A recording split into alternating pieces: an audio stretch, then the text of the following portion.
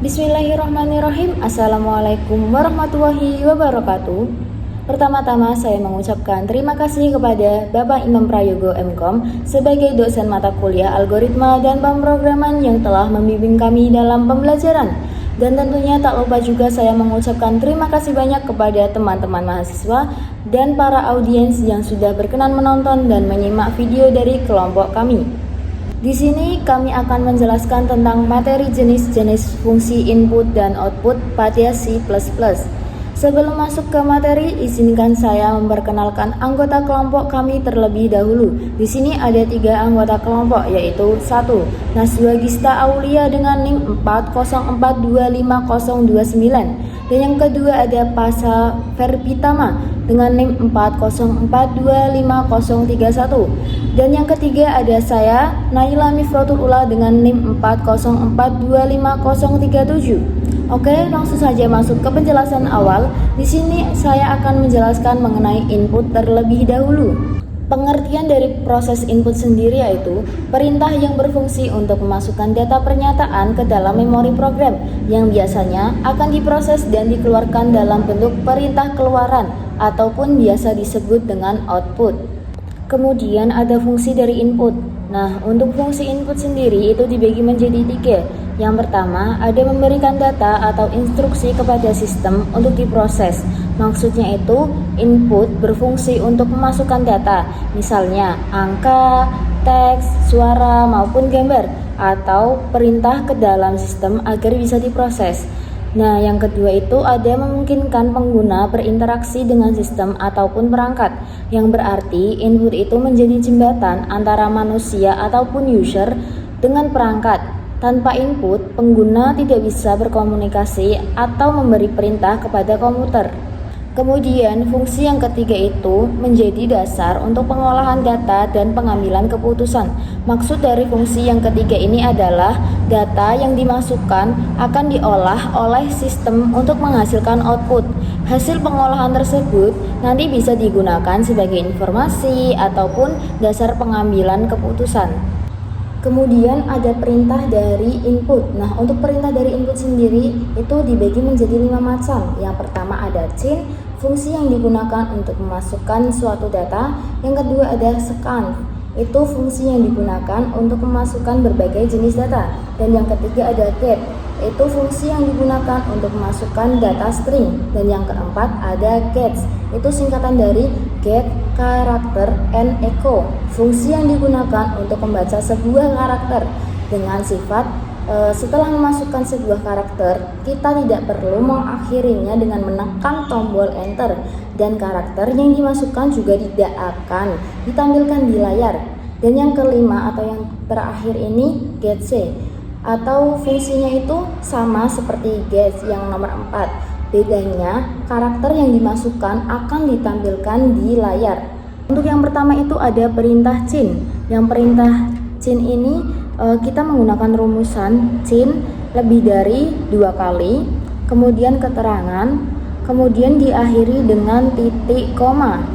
Nah, jangan sampai keliru ya teman-teman. Untuk chain dan quote itu berbeda ya, berbeda. Kemudian untuk keterangan itu tempat untuk menyimpan input dari user. Jadi teman-teman mau dimunculkan di bagian layarnya itu keterangannya apa, begitu bisa dimasukkan di bagian keterangan tersebut. Nah, di sini kami ada contoh penggunaan perintah dari chain. Nah, untuk perintah chain dan quote itu hampir sama ya teman-teman, tapi tetap ada bedanya. Untuk yang quote itu kurang lebih ada tandanya itu berbeda. Kemudian juga ada petik 2-nya untuk memasukkan keterangan. Nah, sedangkan dari yang chain itu enggak menggunakan petik 2 ya teman-teman, dan tentunya sama-sama diakhiri menggunakan titik koma. Nah, ini untuk contohnya ada memasukkan nama, kemudian ada nama, terus juga ada masukkan nilai, kemudian ada nilainya berapa.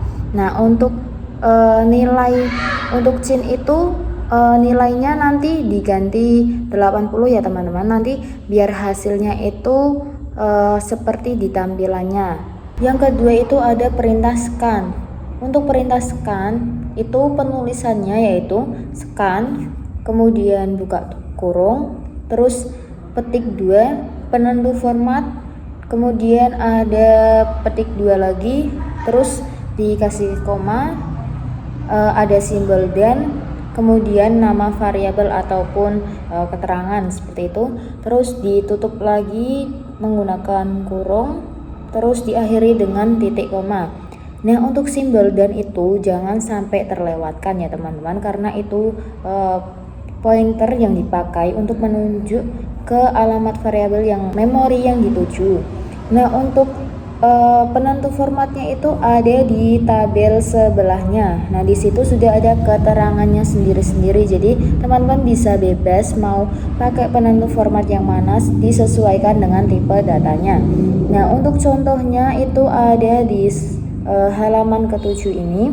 Itu ada masukkan yang nanti hasilnya ada masukkan nama, kemudian namanya Andi dan nilainya itu 95. Nah, itu ada scan dan print itu kayak collab gitu ya teman-teman, bisa dibilang seperti itu. Seperti yang contoh pertama itu ada collab dengan scene seperti itu. Nah, fungsi input selanjutnya adalah fungsi atau perintah gets. Nah, perintah gets ini sama halnya dengan perintah scene, yaitu mengambil kalimat dari keyboard. Namun berbeda dengan scene, gets bisa mengambil satu kalimat penuh, setelah spasi itu bisa mengambil. Nah, kalau scene itu hanya bisa mengambil satu kalimat pertama, lalu spasi selanjutnya itu tidak bisa. Itu perbedaannya dari gets dan scene. Lalu dalam pemrogramannya, misal perintah masukkan namanya yaitu adalah benda Naira. Lalu untuk printf nilainya adalah 100. Nah, nantinya pada pemrograman C++ akan menghasilkan benda Naira. Benda Naira kan dua kata, dan itu bisa disebutkan benda Nairanya karena menggunakan fungsi atau perintah gets. Nah, kalau misal menggunakan perintah cin, itu hanya bisa mengambil bandanya saja tanpa Naira karena sudah terpisahkan dengan spasi. Nah, untuk perintah selanjutnya adalah perintah get. Nah, perintah get ini adalah perintah yang menampilkan satu huruf atau karakter. Kita tidak perlu mengakhirinya dengan menekan enter. Sebagai contohnya ketika kita menginputkan adalah huruf M. Nah, pada pemrogramannya nanti menghasilkan huruf M saja, kita tidak perlu mengakhirinya dengan menekan enter. Jadi nanti akan berakhir dan menghasilkan huruf M. Lalu ada GC. GC ini beda dengan Gets, namun agak sedikit mirip. Untuk kemiripannya yaitu sama-sama membaca satu huruf atau karakter dari keyboard. Bedanya itu untuk Gets tidak menampilkan huruf yang ditekan di layar, namun untuk GC langsung ditampilkan di layar. Jadi untuk penulisannya, kalian tinggal ketik printf lalu masukkan sebuah karakter, lalu untuk GC sendiri ini langsung memunculkan karakter yang Anda ketik. Seperti contoh, sobat baru memasukkan karakter. Baik, selanjutnya ada output. Output ini sistem komputer yang merujuk pada hasil atau data.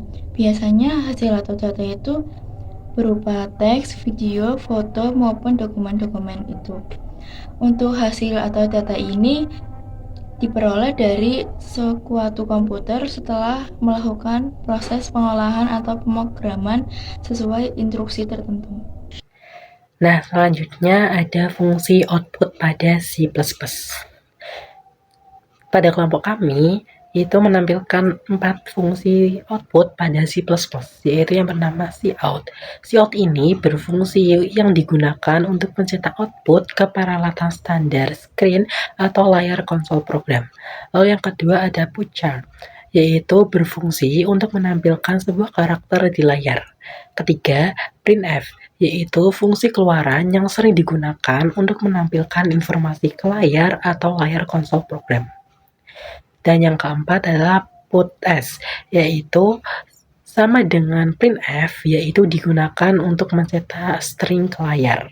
Lalu pada perintah yang pertama adalah perintah cout.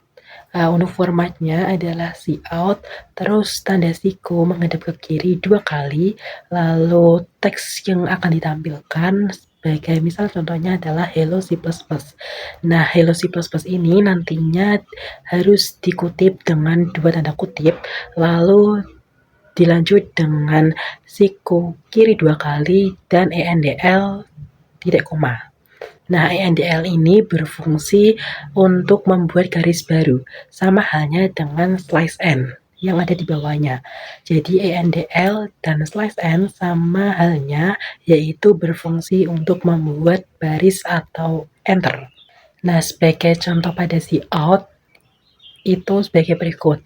Cout, siku ke kiri, lalu untuk teksnya kami mengambil kami dari dengan dikutip 2 kutipan, lalu bawahnya itu cout, terus siku 2 kali, lalu kelompok 12. Itu harus dikutip dengan tanda 2 kutip. Maka nanti outputnya yang akan ditampilkan adalah dalam satu baris.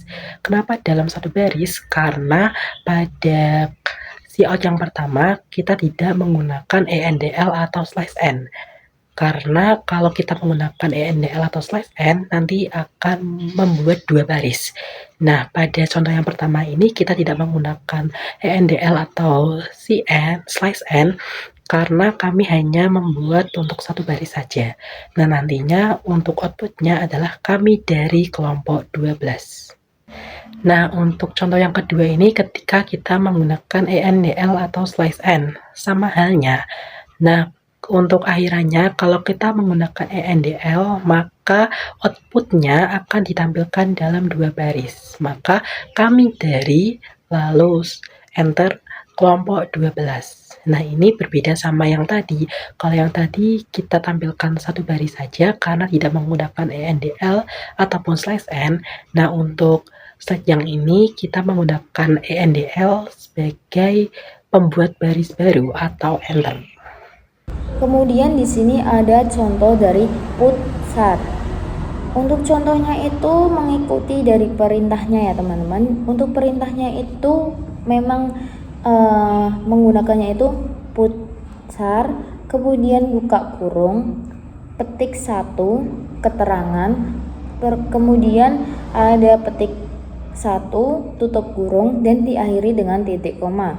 Nah, di sini kami menggunakan contohnya itu keterangannya itu materi enter dosen. Nah, karena kita pengennya itu dua baris, jadi nanti di tulisan barisan pertama jika sudah selesai, nanti kita ketikkan putsar buka kurung petik 1 garis miring n petik 1 tutup kurung dan tentunya diakhiri dengan titik koma, kemudian dilanjut dengan keterangan-keterangan berikutnya seperti yang di sini itu keterangannya dosen. Nah, untuk tampilannya nanti seperti gambar di sampingnya ya teman-teman. Kemudian untuk yang perintah ketiga itu ada perintah dari print. Di sini saya akan menjelaskan untuk perintah print. Untuk perintah ini itu hampir sama dengan yang ada di input, itu hampir sama dengan yang scan.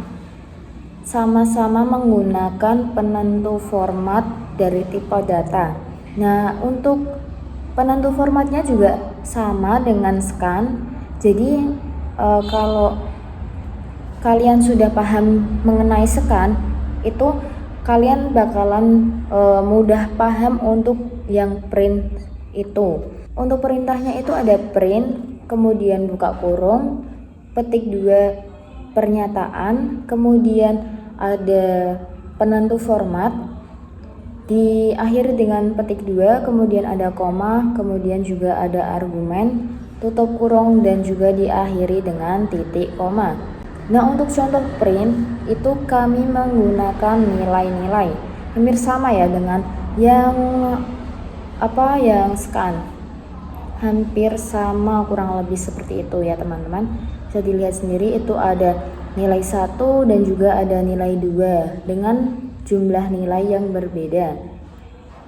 Nanti di jumlahnya itu bakalan keluar di bagian bawahnya, yaitu ada di perintah print buka kurung petik 2 garis miring n jumlah kedua nilai titik 2 penentu format, kemudian petik 2 koma jumlah tutup kurung, kemudian titik koma lagi, seperti itu. Nah, untuk hasilnya itu sama seperti yang lainnya, itu ada di gambar sebelahnya ya teman-teman. Itu untuk nanti hasil dari tampilan menggunakan perintah yang ada di sebelahnya. Cara pemrograman Puts ini kalian tinggal siapkan pemrograman template-nya itu kita langsung masukkan pernyataan saja. Seperti yang dikatakan tadi, Puts ini tidak memerlukan notasi karena ia langsung menampilkan. Lalu kita masukkan seperti contoh di atas, yaitu materi dosen, dan akan terbentuk seperti yang di atas itu. Sekian penjelasan materi mengenai fungsi input dan output pada C++ dari kelompok kami. Jangan lupa bisa like, comment, and share video dari kami. Kami mohon maaf jika ada kesalahan. Wassalamualaikum warahmatullahi wabarakatuh.